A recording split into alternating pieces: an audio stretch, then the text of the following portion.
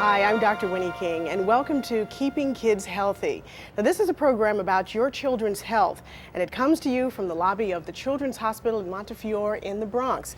Today, we plan to give you some very helpful information about how to handle your children, how to keep their behavior within acceptable boundaries without starting or losing a war with them.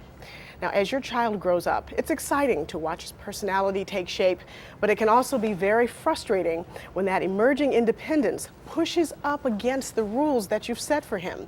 We have with us today a young man named Benjamin, who's 5 years old. Hi, Ben. How you doing? And his mother, Karen. And also joining us is Dr. Ruth Stein, Vice Chair of Pediatrics at Montefiore Medical Center.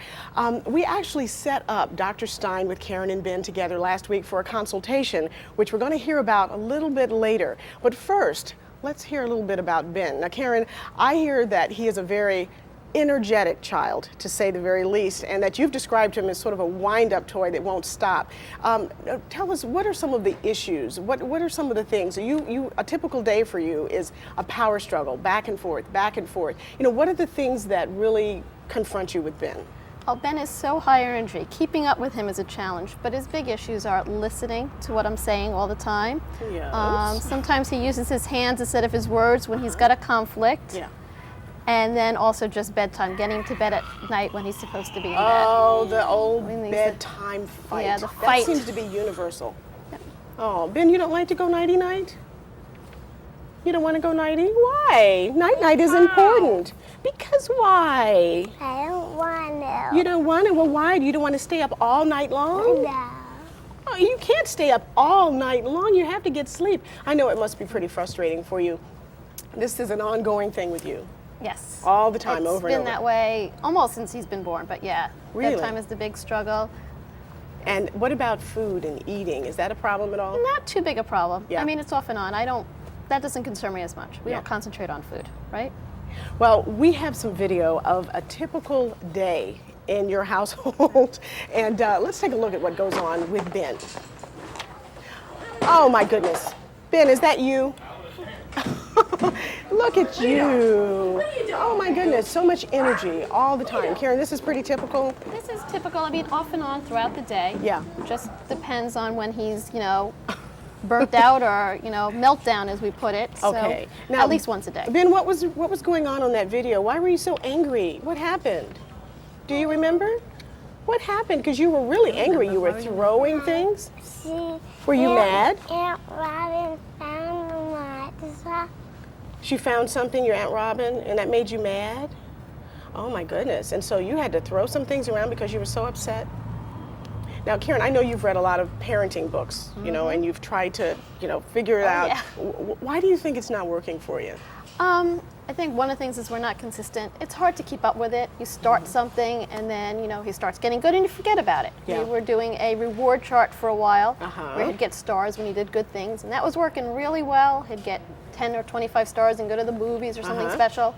And then we sort of stopped because he was doing so well, and then the behavior starts again, and it's a cycle. Now, you've described this whole issue as being an issue of you changing your behavior, right? Not so much him changing his behavior. What do you mean by that? I think I need to address the issues better. I think I need to be less screaming, less yelling, no hitting, and learn how to, discipline him better. And changing what I'm doing and how I'm doing it versus, yelling and screaming at him, because that's Ruth, not you're nodding your head. Is this a pretty typical scenario for a mom dealing with a 5-year-old child? I think it's quite common. Yeah. And sometimes these behaviors seem to get under control a little bit earlier. As Karen has suggested, Ben has had this set of problems for a while. And so the earlier one can deal with them, the better it, I think, sometimes is. But some parents just say, I had one child and she was an angel. Never had a problem. And then I had my second child, and he was like a completely different person. Right from the beginning, I knew I was dealing with a different person. I had to do different things. So there are specific parenting skills that are appropriate for one child and maybe wouldn't work so well for another child? Each child really is different, and it's really the match between the parenting and the child that Because I think most parents really have just a style. You know, they just have a way. And if it works for their child, great. But if it happens to not work for their child, they don't really know how to adjust themselves. Right. You know, they just have their own personality, and a lot of it comes from the way they were parented, and they sort of Absolutely. repeat the same We do things, repeat the same things over and over again. What are some of the mistakes that parents make? Well, I think one of the first mistakes, and I think when Karen and I talked, it may be a mistake that she and her husband have made a little bit, is to assume that it's being nice to the child, that letting him stay up a little longer is being nice. In fact, children are really reassured by routine and by limits. Right. Another thing is being consistent, and I think Karen mentioned that as well. A third is laughing at the child. And when one laughs at the child, at the behavior, because sometimes it's very cute and funny, then clearly that gives a mixed message because the child reads your body language very effectively. Finally, I think changing the rules and allowing the child to play one adult off against the other. Yeah, that's pretty common. Going first to mom and then to dad. Yeah, you got to be sort of a united front. Right. When it comes to that. I think one good rule to set up in a household is that if you've asked and someone said no, and you go to the second adult in the house and they say yes, it's an automatic no. Right. Because the first one's answer should hold. Now, we mentioned earlier that you actually had a consultation with Karen and Ben. What did you learn about them and their relationship with each other? Well, I think in general, Ben is a very bright, alert child who is very inquisitive and active in a very normal kind of way. He does respond to limits when his mom and dad set them for him in a consistent way, and he seems to have more problems, particularly when he's overtired. So I think that the sleep issue, which Karen identified, is really an important one. But he won't go to bed.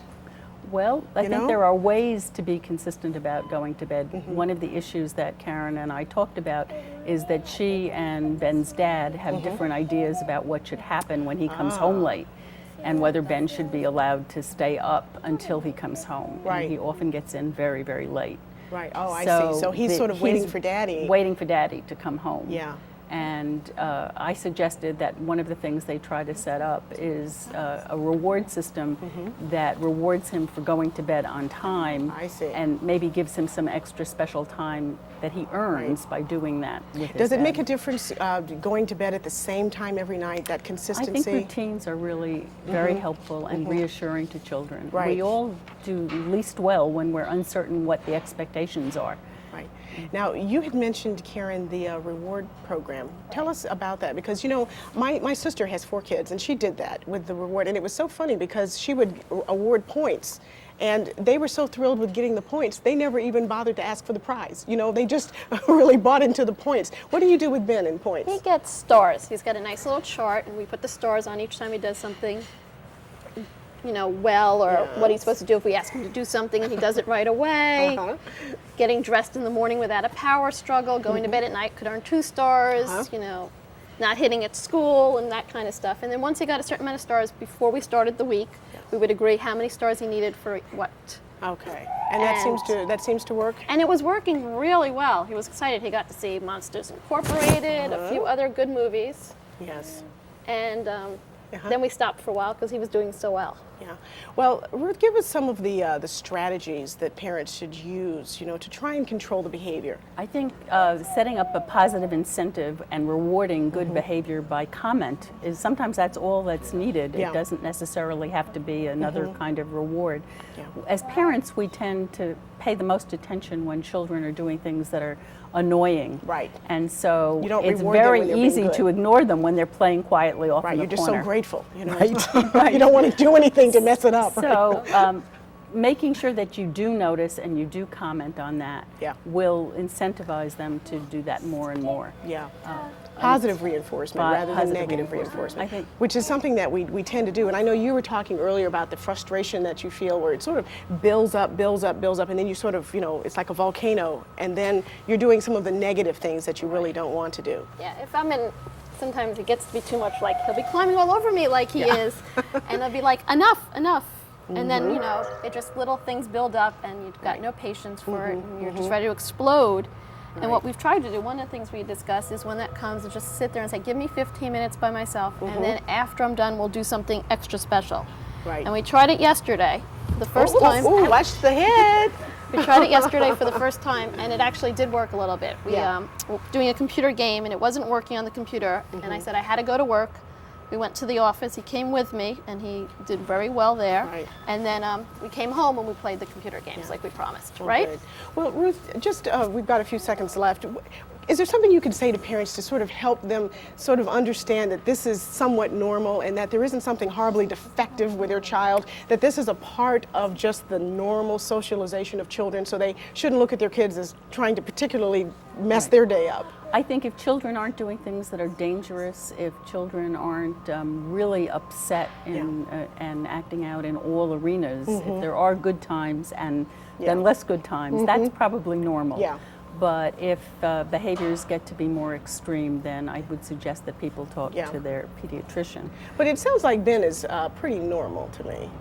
I think he's a pretty typical person, and that's a comfort, because some parents, I think, after a while begin to wonder, you know, is there something wrong? Do I need to have him on medication? You know, and so the real thing is, if you're concerned about that, if you think your child is too hyper, over the top, then to talk to the pediatrician and get some advice about. But he responds very well to distraction, to being given alternative activities. And those are good strategies to use as well. All right. Well, now these are just a few suggestions, and if you're feeling like you're at the end of your rope, in a moment you'll see them on the screen, and then you can copy them down. And if you're really concerned about your child's behavior and you're wondering whether you need to seek professional help, but you don't know how to ask and who to ask, you should go directly to the family pediatrician and talk about solutions with her or him. Now, I'd like to thank Karen and Benjamin, and of course Dr. Stein, for being with us from the Montefiore Medical Center. Now, I want you to grab pen and paper for those limit-setting suggestions.